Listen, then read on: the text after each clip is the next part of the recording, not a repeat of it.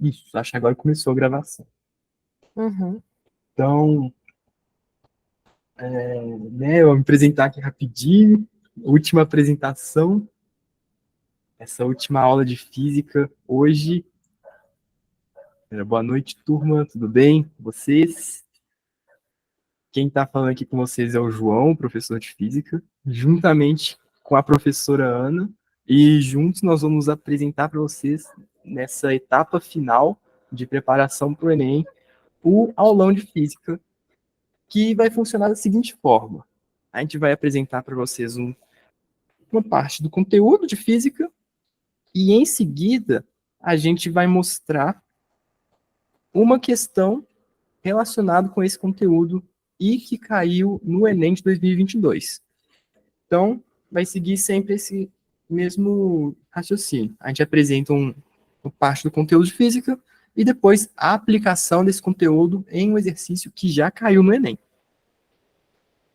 E a gente selecionou algumas questões do Enem de 2022.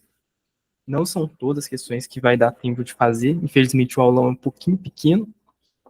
Mas a gente tentou selecionar aqueles conteúdos que mais caem e que sempre aparecem nas provas do Enem.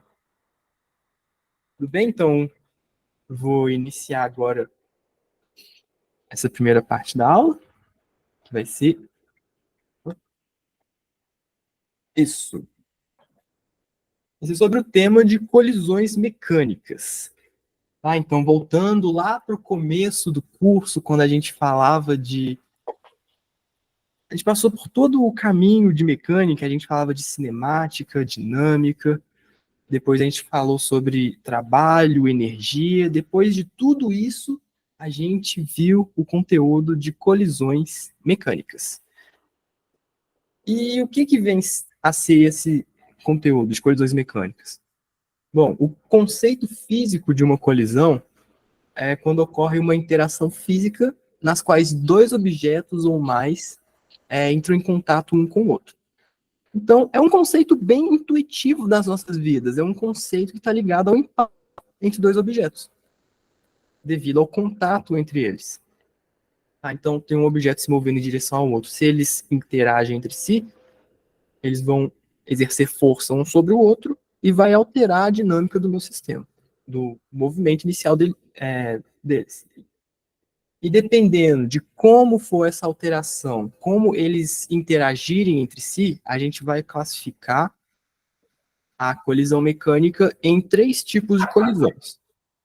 A colisão elástica, uma colisão parcialmente elástica e outro tipo de colisão, que é a colisão inelástica. E eles podem estar se perguntando, por que a gente vai classificar as colisões em três tipos diferentes? Bom, justamente porque cada colisão vai ter uma característica diferente. Uma característica que está principalmente relacionado à energia cinética do meu sistema e também quando a gente estiver relacionando com a quantidade de movimento do sistema. Na verdade, tem uma característica comum sobre essa quantidade de movimento. Eu vou mostrar para vocês ao final dos exemplos. Então, vamos começar estudando sobre a colisão elástica. Bom, se você tem uma colisão entre dois objetos, é porque inicialmente eles tinham uma velocidade de aproximação, né, em que em determinado momento eles vão atingir um ponto em comum no espaço. E como dois objetos não podem ocupar o mesmo espaço no mesmo instante de tempo, vai ocorrer uma interação entre eles. E aqui eu coloquei um esqueminha de como é essa dinâmica da minha colisão elástica.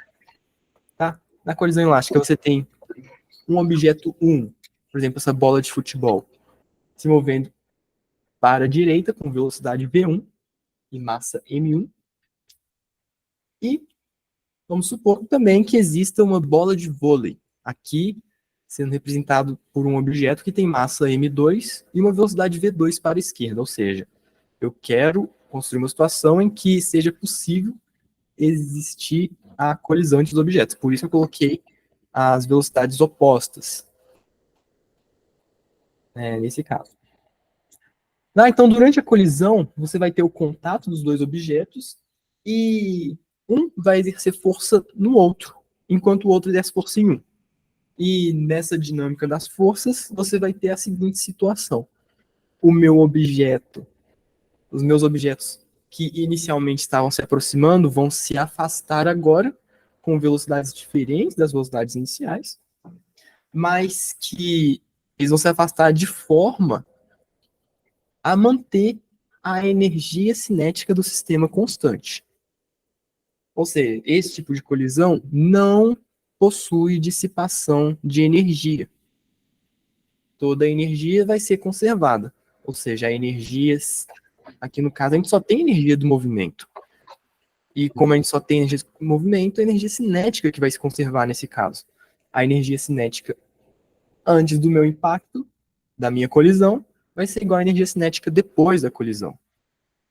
Se as energias são iguais, é porque a energia dissipada foi nula, não houve dissipação de energia. E a outra característica desse tipo de colisão é a conservação da quantidade de movimento. A quantidade de movimento antes da minha colisão tem que ser igual à quantidade de movimento depois da colisão. Certo? Então, essa é a minha colisão elástica. Essas são as características de uma colisão elástica. E aqui a representação visual de como pode ocorrer essa colisão elástica. Tá? E agora a gente parte para um outro tipo de colisão muito parecido com a colisão elástica. É uma colisão em que há pouca dissipação de energia. Lembra que eu falei que a colisão elástica não tem dissipação de energia? Bom, a diferença da colisão elástica para uma colisão parcialmente elástica, ou seja, uma colisão quase elástica, é que nesse caso há dissipação de energia, de modo que a energia cinética do meu sistema antes do movimento da colisão é maior do que a energia cinética depois da colisão. Então, aqui na minha representação esquemática do desenho de uma colisão elástica, eu coloquei essa figura aqui representando que houve uma dissipação de energia. Essa dissipação de energia pode ocorrer de diferentes formas. Essa energia cinética pode ser transformada em calor, pode ser transformada em som. Som é uma onda mecânica que precisa de energia para se propagar. Então, a produção de som em uma colisão é uma forma de dissipação de energia. Pode produzir luz também, dependendo do tipo de colisão. Por exemplo, se você bater uma pedra numa outra, pode sair uma faísca, essa faísca emite luz, então a gente pode ter a produção de luz também em uma colisão. E também, nessa colisão, considerando a quantidade de movimentos, nós vamos ter a conservação da quantidade de movimento.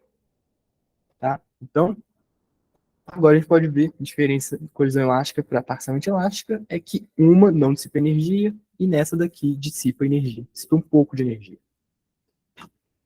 Agora, por fim, a gente tem a colisão inelástica. Esse vai ser o tipo de colisão em que há a máxima dissipação de energia. Ou seja, você vai ter a energia cinética antes do impacto do meu sistema muito maior do que a energia cinética depois do meu sistema. Uma característica desse tipo de colisão é que, durante a colisão dos meus corpos, eles vão se manter unidos, vão se manter juntos após a colisão. E isso também envolvendo as formas de dissipação de energia. Pode ser por calor, som e também deformação do meu objeto, deformações permanentes do meu objeto. Nesse caso, nós temos que a quantidade de movimento também se conserva. Então, o que a gente pode observar sobre as diferenças das colisões é que a gente pode classificar as diferentes colisões observando apenas a dissipação de energia ou não da minha colisão, porque a quantidade de movimento sempre vai se conservar. Tá? Então, agora fazer um exemplo aqui com vocês. Essa é a questão 105. do Enem, que trata justamente sobre esse assunto. Ai, eu assumo que meu mouse parou de funcionar.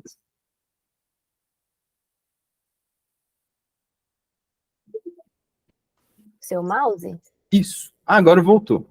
Voltou? Isso. Então vamos lá. Vamos resolver essa questão do Enem, questão 105. Estou usando aqui como referência o caderno azul do Enem de 2022. Questão 105. Vamos lá, começando lendo a questão. A gente sempre começa a ler uma questão do Enem pelo comando da questão. Vai ser esse trechinho aqui, perto das alternativas. Então vamos lá. Comparando as duas situações, como ficam a força média. João, Oi? aqui não passou para mim. Não? Ah, tá. Pera, porque eu compartilhei a tela do Chrome. Do Chrome.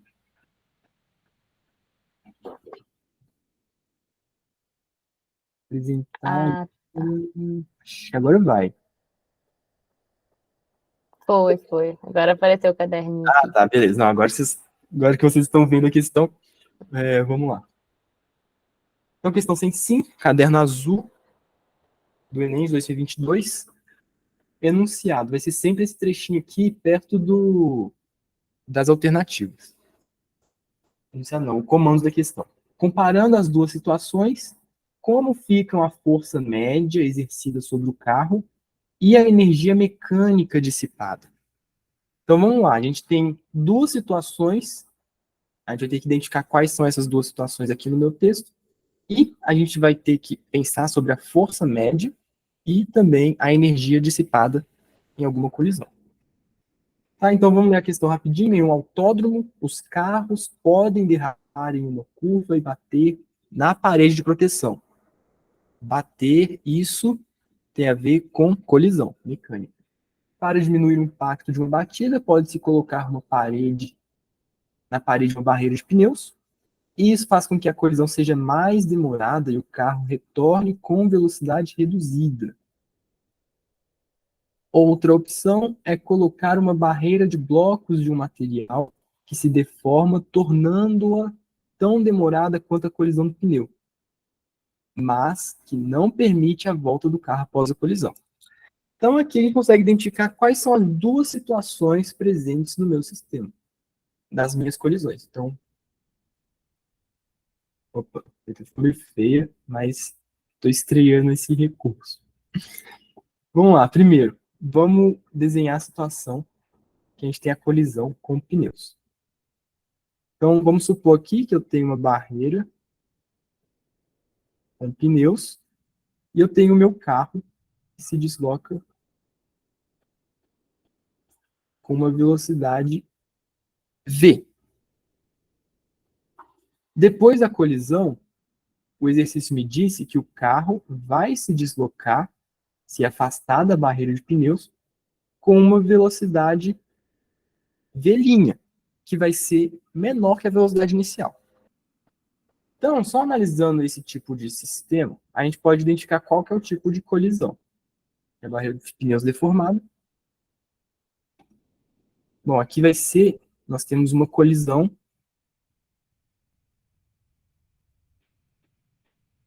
parcialmente elástica.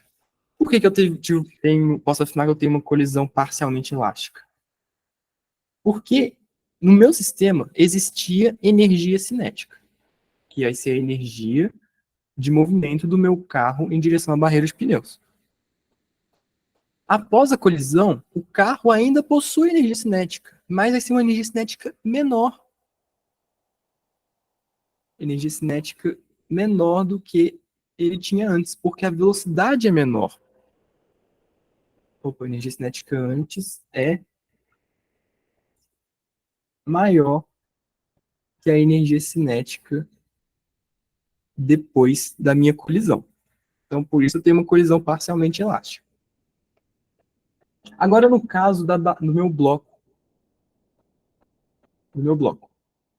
eu vou ter a colisão ocorrendo da seguinte forma: eu tenho um bloco, uma barreira, de algum material, não falo o que, mas o que importa é que o meu carro vai se deslocar com velocidade v até a minha barreira, e em seguida ele não vai parar na minha barreira.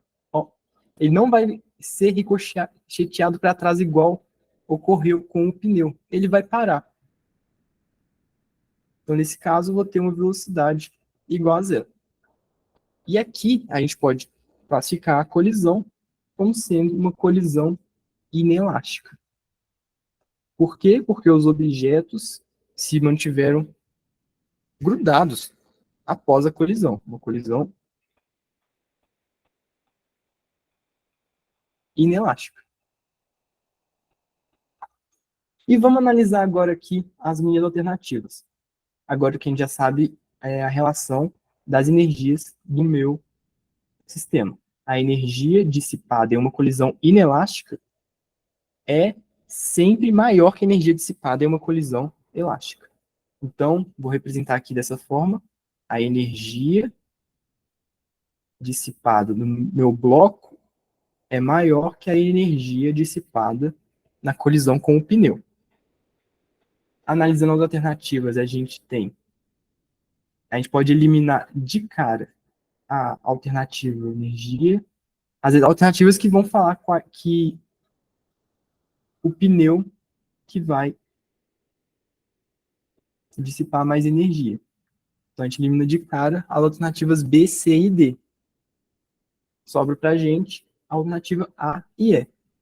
Vamos ver? Energia dissipada é maior na colisão com a barreira de blocos? Sim. Energia dissipada é maior na colisão com a barreira de blocos? Sim. Isso a gente fez a análise da colisão, apenas interpretando qual tipo de colisão que a gente tem. E agora, eu não falei lá no começo da aula, na revisão do conteúdo, sobre a força média exercida entre uma colisão e outra. Mas isso a gente pode fazer agora, de raciocínio de mecânica. Bom, se durante uma colisão eu vou exercer uma força em um intervalo de tempo para parar o meu objeto, a gente pode parar e pensar, bom, se eu preciso fazer uma força para parar o objeto, eu vou precisar de fazer mais força para parar o objeto e em seguida fazer com que ele se mova com direção contrária. Então, seguindo esse raciocínio, a gente pode pensar que a força exercida na colisão com o meu pneu vai ser maior que a força exercida no meu carro na colisão com o bloco. E com isso a gente pode chegar na conclusão que a resposta certa vai ser a força é maior na colisão com a barreira de pneus. Alternativa, letra A. Espero que tenha ficado claro como resolve essa questão. Agora eu vou parar de compartilhar a tela para a Ana poder resolver um outro exercício com vocês. Beleza. Ficou claro sim, João, eu acho. Beleza. Eu vou compartilhar minha tela aqui.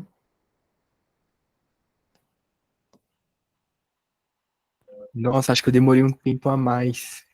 Não tem problema, não. Deixa eu botar aqui.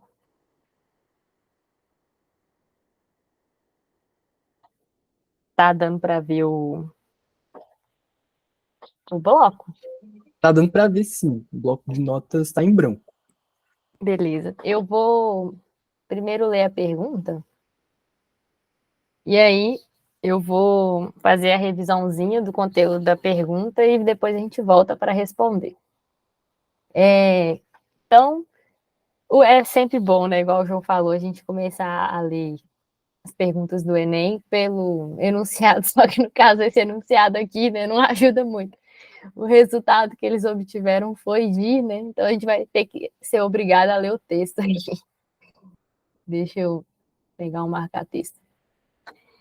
Então a questão 100 do caderno azul, ela fala o seguinte: em um dia de calor intenso, dois colegas estão a brincar com a água da mangueira. Um deles quer saber a altura que o jato de água alcança, a partir da saída de água, quando a mangueira está posicionada totalmente na vertical. Então, só para ilustrar aqui, né, a primeira situação, eles levantaram, né, posicionaram a mangueira verticalmente e a água está saindo daqui. E aí chega, ela sobe, né, como ela tem uma velocidade inicial, a gotinha d'água aqui. E aí ela sobe até que ela chega, né, num ponto de altura máxima e volta a cair verticalmente aqui. E aí, né, quando ela está no topo, né, sempre vou lembrar que a velocidade é igual a zero. Ela vai freando a gravidade, ela vai subindo a gravidade, vai freando, e ela vai voltar a descer depois. Beleza. Vamos continuar a ler aqui. O outro colega propõe, e aí eles, só voltando aqui, né? Eles querem saber a altura, né? H desse jato. O outro colega propõe, então, o seguinte experimento. Eles posicionarem a saída de água da mangueira na direção horizontal a 1 metro de altura em relação ao chão. Então, medirem a distância horizontal entre a mangueira e o local onde a água atinge o chão. A medida dessa distância foi de 3 metros. E a partir disso, eles calcularam o alcance vertical do jato de água, que é esse primeiro caso aqui. E aí a gente quer saber o resultado, né? Considerando a gravidade como 10 metros por segundo ao quadrado. Bom, então, o que eles fizeram, né?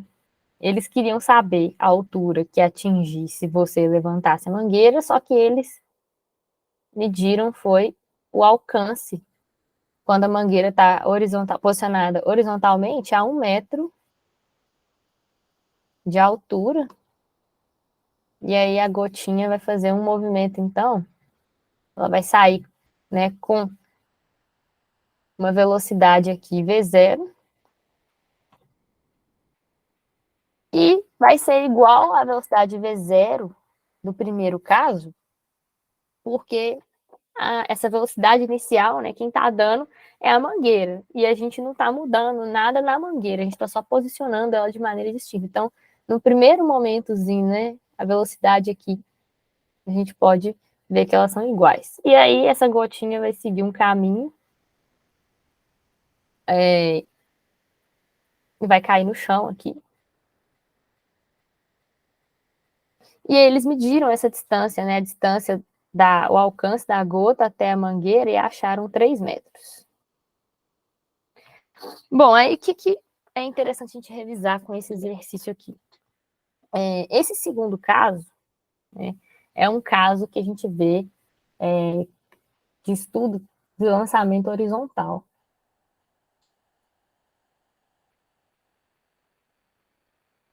E o lançamento horizontal, né, é um dos tipos que a gente tem de movimento de projétil. A gente tem o lançamento horizontal, que é quando ocorre, né, o lançamento de um objeto a partir de uma superfície que tá, né, que não está na mesma superfície do chão, por exemplo. Tem uma mesa aqui, e aí você vai e coloca uma certa velocidade na bolinha, na direção X, ela vai fazer um movimento parabólico e cair no chão. E tem o lançamento também, que a forma de analisar esses dois tipos que eu vou explicar, ela é análoga, e aqui eu vou focar na explicação do horizontal, que já é suficiente para a gente resolver o exercício, e o lançamento oblíquo, né, que eu vou até escrever aqui, a gente analisa da mesma forma, os mesmos princípios, só que com alguns passos a mais.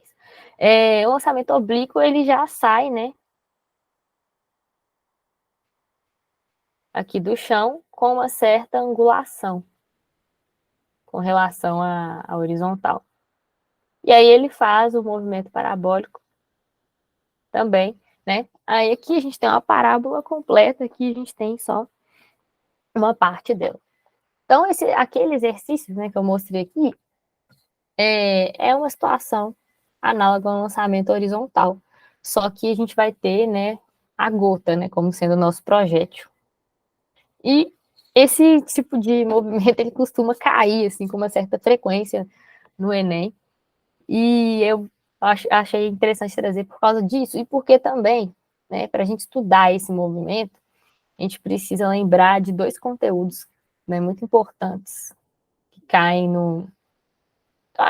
ou vai cair, né, no Enem, o movimento de projétil, ou pelo menos alguma questão de um desses movimentos que a gente estudou, que eu vou falar agora, né, que é MRU e MRUV. E aí, né, a gente estudou o movimento retilíneo uniforme, movimento retilíneo uniformemente variado. E aqui, né, só vou fazer uma adaptação, não é movimento retilíneo, né? Mas nós vamos ver que são movimentos uniformes e uniformemente variados acontecendo. Então, por que que é importante, né, lembrar desses movimentos? Porque quando a gente analisa a situação física aqui, a gente pode, para analisar lançamentos, a gente tem que separar as análises para a gente analisar, né, no eixo X, o movimento que acontece em X,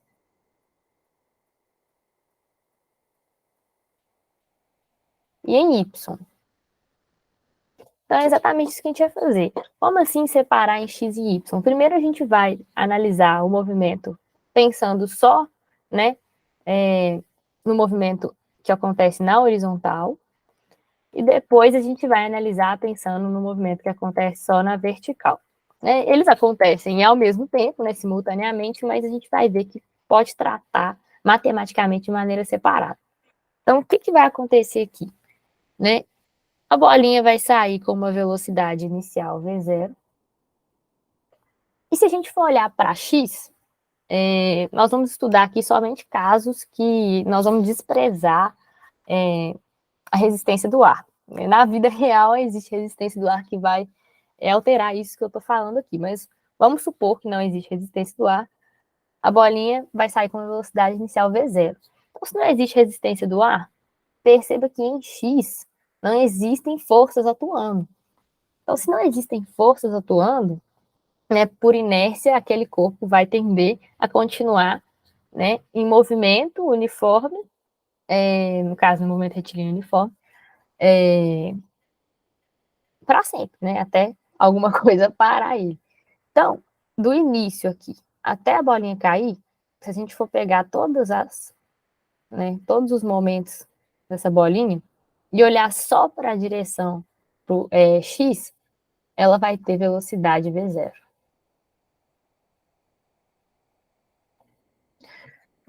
Então, se a velocidade vai ser a mesma durante toda a trajetória, a gente pode concluir, então, que a velocidade é constante. Então, vou colocar aqui em x. A velocidade, que eu vou chamar de Vx, é igual a constante, né? CTE aqui a simplificação. Vai ser constante. Se é um movimento com velocidade constante, a gente pode utilizar, né, as equações do movimento uniforme aqui. E a gente já viu, né, que só tem uma, né, que é a famosa D é igual a V vezes T. Né? No caso aqui vai ser Vx. Então, a distância, isso olhando só para x, então essa distância é a distância em x. A distância percorrida no x vai ser a velocidade x vezes o tempo, porque o movimento é uniforme, né? E aí, interessante relembrar, né? O que significa isso, né? Significa que em intervalos de tempo iguais, ele percorre distâncias iguais. Então, por exemplo, se você tem um corpo se movendo a 2 metros por segundo, né? A cada segundo ele percorre 2 metros. Aí passou mais um segundo, mais 2 metros, mais um segundo, mais 2 metros, mais um segundo, mais 2 metros. Então, se você quer saber quanto que ele andou, você só tem que multiplicar essa velocidade pelo tempo. Analisando aqui de maneira intuitiva essa fórmula, né? Que a gente costuma brincar, o famoso Deus vê tudo. E aí, Beleza, em X é basicamente isso que acontece. Agora em Y acontece diferente. Em Y, a gente percebe que existe força atuando, né? Vou pegar aqui, a bolinha ainda está encostada, né? Deixa eu tirar ela um pouquinho aqui. Vamos pensar ela no instantezinho após ser solta. Ela acabou de perder o contato com a mesa aqui. Então, ela vai começar, né? Se a gente for olhar para Y, existe aqui a gravidade puxando a bolinha para baixo, né? E se existe a gravidade, lembrando, né? Que a gravidade ela é uma aceleração, né? A gravidade é igual a aproximadamente 10 metros por segundo ao quadrado, né? Então, o que significa, né? Ter uma aceleração em Y? Significa agora que o nosso movimento ele vai ter, né, uma variação da velocidade de maneira uniforme. Então, a cada segundo, o que significa 10 metros por segundo ao quadrado? Significa 10 metros por segundo a cada segundo. Então, a cada segundo, a sua velocidade vai aumentar 10 metros por segundo. E aí vai aumentar, vai aumentar, vai aumentar, até que vai chegar um momento que vai encostar no chão, né? E aí o corpo vai parar. Mas ele vai chegar, né? Se você pegar um instante, assim, imediatamente antes dele bater, ele vai ter a maior velocidade, né? A velocidade máxima dele em Y. Então, aqui, nesse exato momento, né? Um instante depois dele perder o contato com a mesa, ele está com a velocidade inicial igual a zero. Aí ele vai começar a ganhar velocidade para baixo a partir disso, e aí esse vetorzinho velocidade em Y, né, vai variar agora e vai aumentar até atingir um valor máximo, né? E a velocidade, se a gente quiser pensar na velocidade, se a gente for pensar a velocidade resultante, né? Porque a gente pode fazer uma soma vetorial aqui, né? De somar a velocidade em x e y e vai ter um vetor aqui assim, né? Em cada caso. Bom, mas enfim, para analisar o movimento é interessante separar. Então, se a gente sabe que a velocidade vai variar de maneira, né, uniforme, ou seja, tem uma aceleração constante, a gente pode tratar com as equações né, que a gente viu lá quando estava estudando o movimento uniformemente variado. E aí, né, a primeira equação que a gente viu é a própria definição do que é uma aceleração. Né? A aceleração, ela nada mais é do que a taxa que a minha velocidade varia, né, no tempo. Então, A é igual a ΔV sobre ΔT. Foi uma das primeiras equações. E aí, né, tem uma maneira, né, da gente encontrar, a gente estudou lá, que se a gente montasse um gráfico, na hora de estudar um movimento uniformemente variado, a gente viu que se a gente montasse um gráfico da velocidade em função do tempo, né? Lembrando que no movimento uniformemente variado, vai ser uma reta por quê? Né? Vai ser uma reta com uma inclinação por quê? Porque a velocidade varia de maneira uniforme, né? Varia com aceleração constante, e aí é uma variação, né? Ela cresce linearmente ou decresce, dependendo da aceleração. Aqui eu estou assumindo que a aceleração está atuando na mesma direção e sentido que a velocidade, então ela está aumentando a velocidade, mas ela poderia, né, se a gente for pensar aqui no lançamento oblíquo, tem uma parte do caminho, quando está subindo o projétil, né, ela vai freando até atingir o zero, a aceleração vai freando a bolinha até atingir o zero, e depois a aceleração, quando ela atinge o zero, a aceleração começa a contribuir para aumentar a velocidade dela para baixo. Mas é basicamente essa ideia. Então, bom, só simplificando bastante, né? Se a gente calculasse a área debaixo desse gráfico aqui, a gente chegava na equação que nos dá a distância percorrida por um movimento uniformemente variado, que nada mais é do que V0T mais, aí ou menos, né, se a gravidade estiver no sentido oposto, AT2 sobre 2. Que o pessoal brinca aí, né, que se no MU, no MRU e no MU tem Deus vê tudo, no MRUV tem o diabo vê também, mas meio atrapalhar. Então, essas foram as duas equações, e ainda tinha uma terceira, que era a equação de Torricelli, que se você pegar esse tempo aqui, né, se você isolar esse tempo aqui, escrever o tempo em função, né, de ΔV sobre A, e substituir nessa equação aqui, a gente acha, né, substituindo o tempo, a gente acha uma equação que não depende do tempo, que é a equação de Torricelli. Eu também não vou fazer essas etapas aqui, porque a gente tem o tempo reduzido, mas basicamente vai ser, né, V2, né, velocidade final do corpo ao quadrado, é igual a V02, aí mais ou menos, né, 2AD. Então é basicamente isso. Eu só quero chamar a atenção para uma coisa, né, eu acabei usando o D aqui para as duas distâncias, mas a gente está tratando de maneira distinta. Esse D aqui que eu usei nessa fórmula é a distância horizontal. Esse D que eu usei aqui é a altura. Então, eu poderia trocar aqui facilmente por H.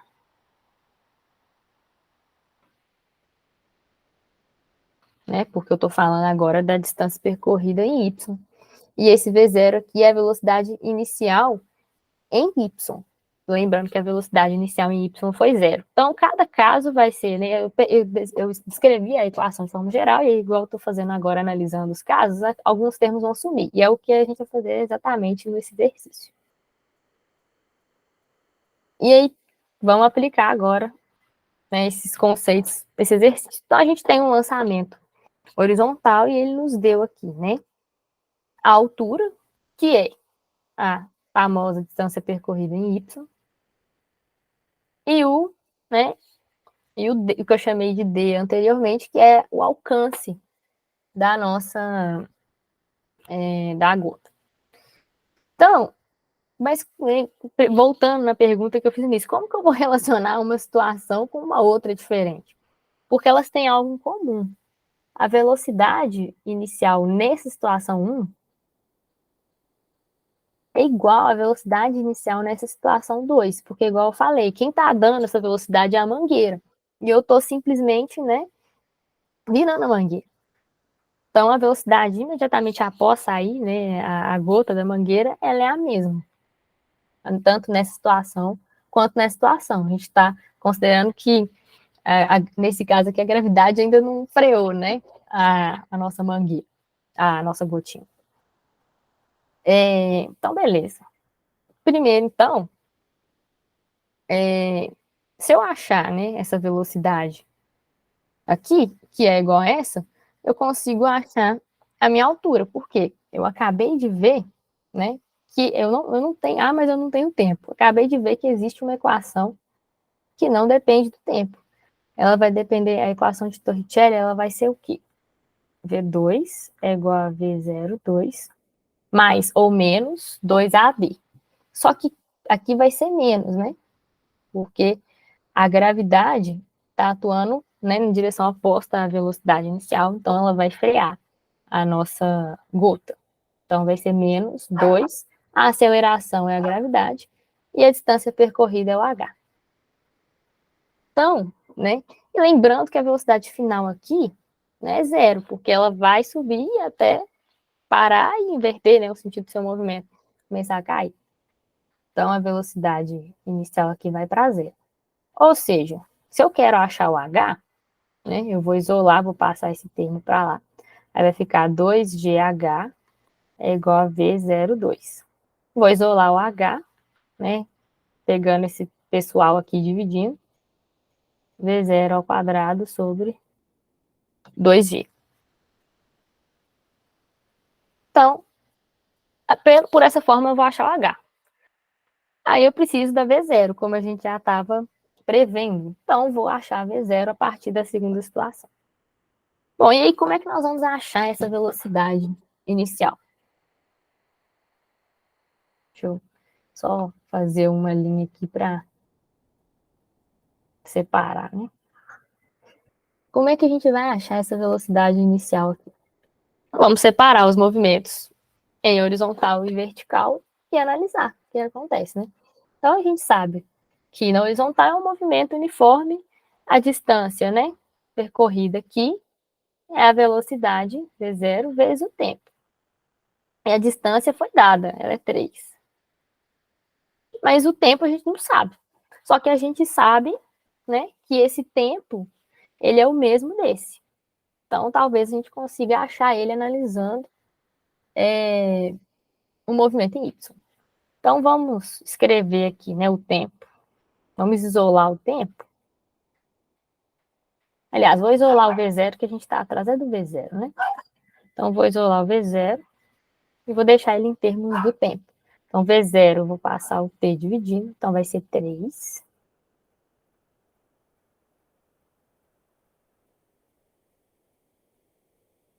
sobre T. Agora, nós vamos analisar esse movimento em Y. Em Y, né? A minha velocidade inicial em Y, que eu vou chamar aqui de V0Y, é igual a 0. Certo? Então, vamos olhar aqui para as nossas formas. A velocidade inicial em Y é igual a 0. Eu tenho, né, a aceleração e eu tenho a altura. Eu não tenho tempo. Né? O que eu posso fazer? A gente pode ou usar essa equação aqui, que já relaciona, né, a altura. Esse V0 aqui vai para, né, zero, porque a velocidade inicial lá em Y é zero. Então, eu posso usar essa equação aqui. Então, vamos escrever lá. A altura vai ser, né? Aqui vai para zero, porque a velocidade inicial em y é zero. Mais AT quadrado sobre 2. Quem é a aceleração?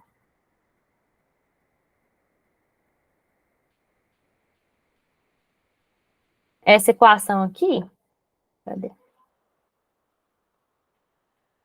GT2 sobre 2.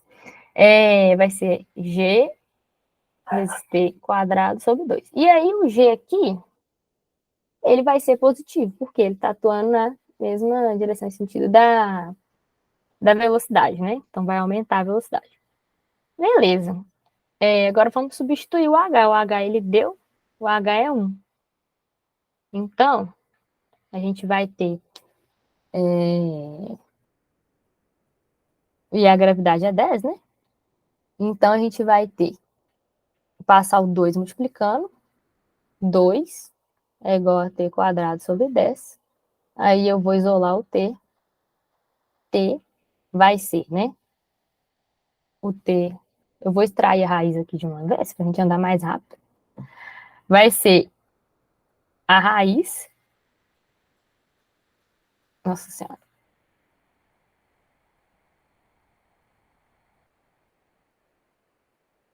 De 20. Eu vou multiplicar o 2 pelo 10 aqui. Eu tô pegando, né, quando a gente extrai a raiz aqui, vai ser mais ou menos, só que não existe tempo negativo, eu vou pegar a raiz de 20. Porque eu acho que eu fiz uma coisa errada, né? Tá estranho isso aqui. Eu passo 2 multiplicando e o 10 dividindo. Por que eu tô achando esquisito esse valor? Foi mal, gente, fiz correndo aqui. Então, eu vou passar o 10 tá multiplicando o t. Então, eu passo 2, fica 2. É igual a 10t quadrado. Aí, agora sim, o t vai ser a raiz de 10. Vai ser a raiz de 2.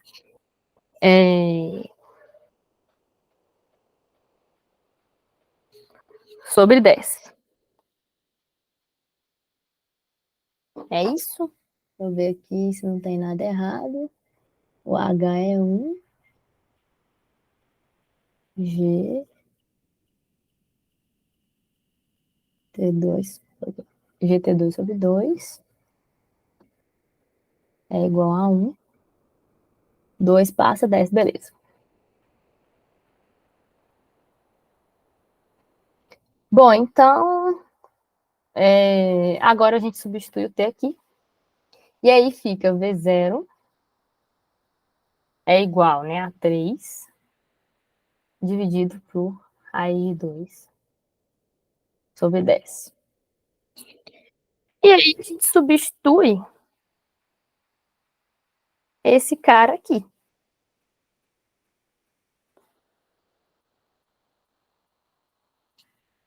O V0 ali.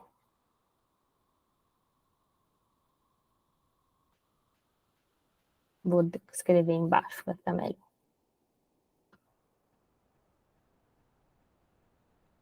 Então, H vai ser 3. Calma aí. Vou colocar entre parênteses, né? Para ficar melhor. Vai ser 3 sobre raiz de 2. Eu vou passar o 10 para cima.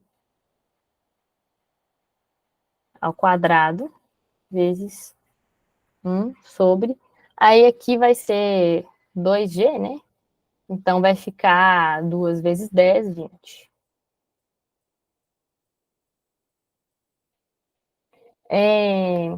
Isso aqui vai dar 9. 9 vezes. Fazer aqui. Vai ficar 3 vezes 10, 30, né? Aí 30 vezes 2, ou 30 vezes 30 ao quadrado, vai dar 9. Eu tô achando esse valor muito esquisito, eu tô achando que eu errei alguma conta aí. Você viu errando alguma conta, João? Mano, eu fiz essa questão. Ah, ali, ó. Você tira a raiz Ah, antes. tá. Não, foi a raiz de 2 sobre raiz de 10. Eu tô sentindo que esse número tá muito grande. Valeu. Tô assim, tô errando alguma coisa. Mas deixa eu voltar aqui. Esse número tá muito grande.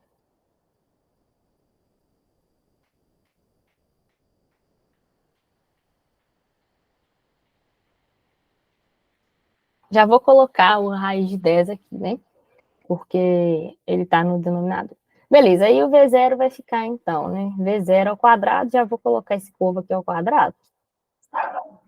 E aí vai ficar 9 vezes 10 sobre 2, né? Porque o 3 ao quadrado dá 9 e esses caras já estão na raiz. Então vai ficar 90 sobre 2, que é igual a 45. Isso aqui é o V0 quadrado. 45 dividido por 2G. 2G vai ser 20, certo?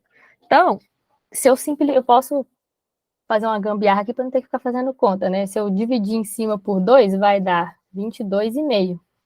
Dividir aqui embaixo por 2 vai dar 10. 22,5 dividido por 10 é só andar com a vírgula, né? Vai dar 2,25 metros. E é isso, a resposta correta é a letra B.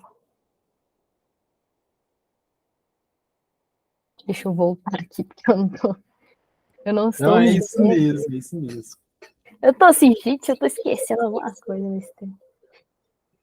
Parar de compartilhar.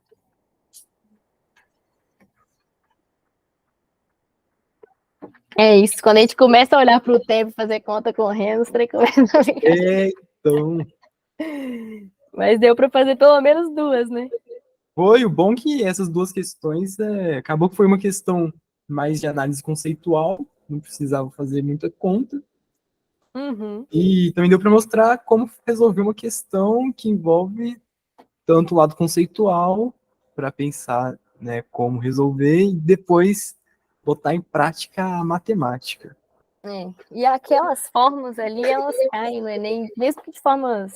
Às vezes não vai cair o movimento de projeto, se bem que tem caído nos últimos Enem pelo menos uma. Mas se não cair o movimento de projeto, alguma questão de MRU que usa aquelas equações deve cair. E de colisão sempre cai também. Então, acabou nosso tempo aqui. É. Vamos desejar para todos o que acompanharam a aula uma boa prova, tranquilidade, resolva as questões mais fáceis primeiro, sempre. Deixe as questões difíceis para o final.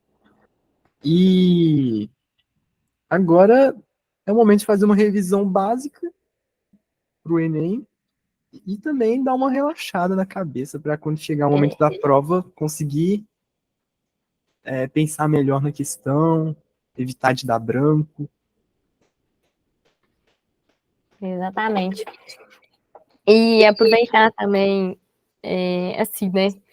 Na hora de fazer as questões do Enem, uma dica que eu gosto de dar é o seguinte: a média, né? A média é definida pensando que você vai gastar o mesmo tempo em todas as questões, né? A média é de 3 minutos por questão.